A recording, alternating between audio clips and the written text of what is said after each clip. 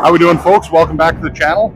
Got a great one for you today. I got the IQ Tour AI, new IQ. This one's got the hybrid cover that I loved on the IQ Fusion. That was my favorite IQ. I've got a IQ Ruby and I have a Road Warrior out here, so we'll take a look at those also for comparison. But let's get this guy out on the lanes and see what we're dealing with. I was able to get a pattern put out this time, so I was bowling on Kegel's middle road pattern. It plays a lot shorter in this house, and it really shows why our normal house shot is 44 feet and almost 30 mils oil. You can see how much this one hooks with it being medium length. First time bowling on this pattern in this house, so to feel it out, I was just trying to get one out to the outside. I thought I missed this one right. Getting the ball to the break point I would expect for a 39-foot pattern, you can see how much it hooks. I also couldn't count on misroom to the right because there is a little bit of a hang spot when you get the ball out around 1-2, a little further down lane. I gradually edged left on the lane and experimented a little bit with getting my hand under a little bit more and opening the angle. Still definitely needed to keep the speed up though.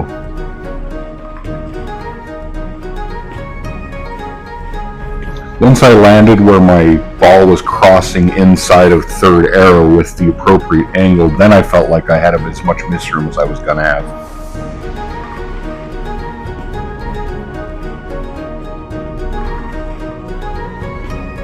In the same spot this close to the friction, the Ruby is more responsive earlier in the lane, so wants to stand up a little bit quicker. It definitely gets forward faster, so you can't just open the angle or it won't recover. 3 and 2 left with a little bit less angle and a little bit more roll did the trick. 3 and 2 right with the much cleaner Road Warrior, it will get out to that spot but get back off of it because it's so much more in the back end. I made a zone move left, tried to keep the angle but bring the break point in a little bit with me. I never really found a spot on this pattern that wasn't really speed sensitive, so I had to keep the speed up. I tried a little loft to get it through the front a little bit easier, but it didn't quite pick the roll up right.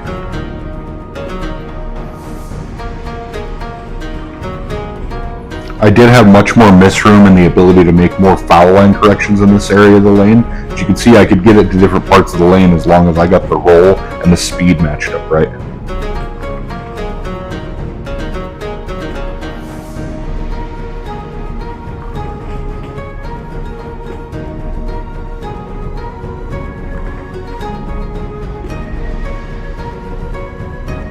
I did find it interesting that after having to make a move left closer to the friction with my Ruby, I actually had to move back to the right when I was playing in deeper.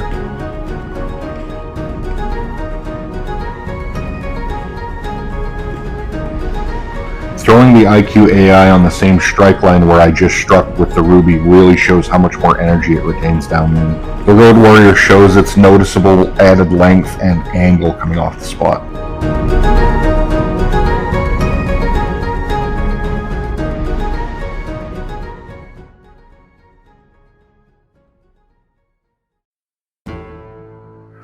Amar bowled on a lane with our normal house shot in a pretty fresh condition.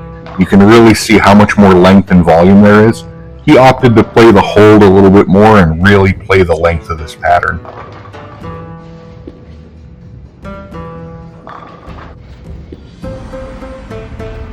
The Summit Peak's much stronger core and cover makes it get forward a lot faster, which puts it pretty much in the same range, but definitely a different motion coming off the back.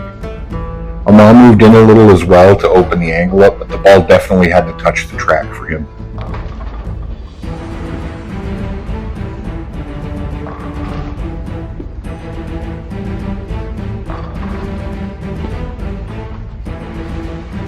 Sometimes a mysterious stranger appears and shows you what breakpoint you should be playing on a 10-to-1 pattern with lane panels that hook this much.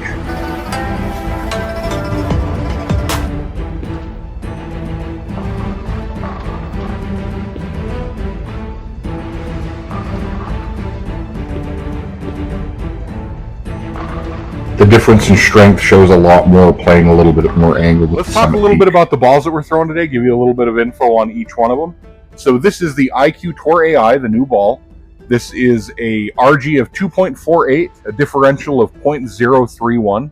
It has the C3 centripetal that's been featured in all the IQ Tour line, but this time teamed with the AI around it, so that did change the diff and the RG just a hair.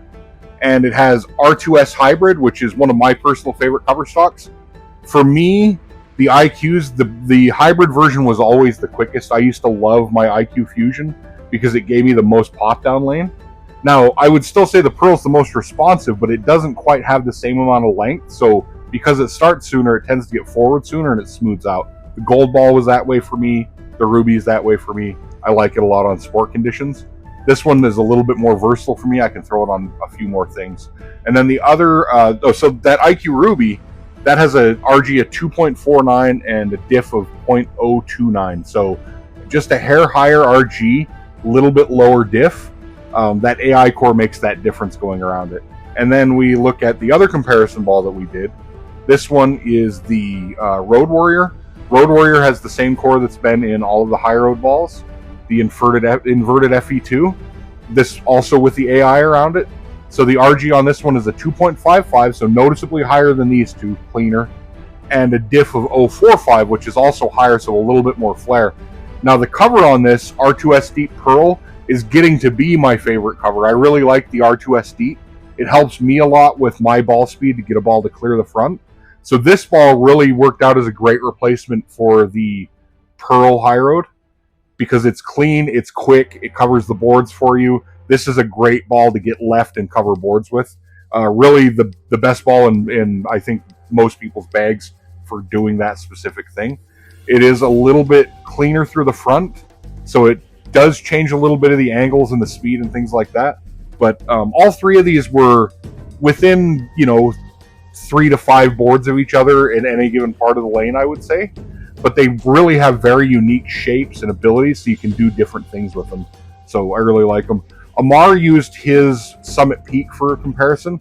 It's quite a bit stronger than out of these, but it's a ball that is also very responsive, gets forward a little bit quicker, so it kind of let him stay in the same area because it didn't it didn't store so much energy that in that little window he was playing, it wasn't overhooking despite that core being a lot stronger and a lot higher RG. So pretty good comparison, I thought, for all three of these. This one is working out to be one of my favorites. Lots to unpack with this one, with the difference in what we saw in the balls and what we saw out on the lanes.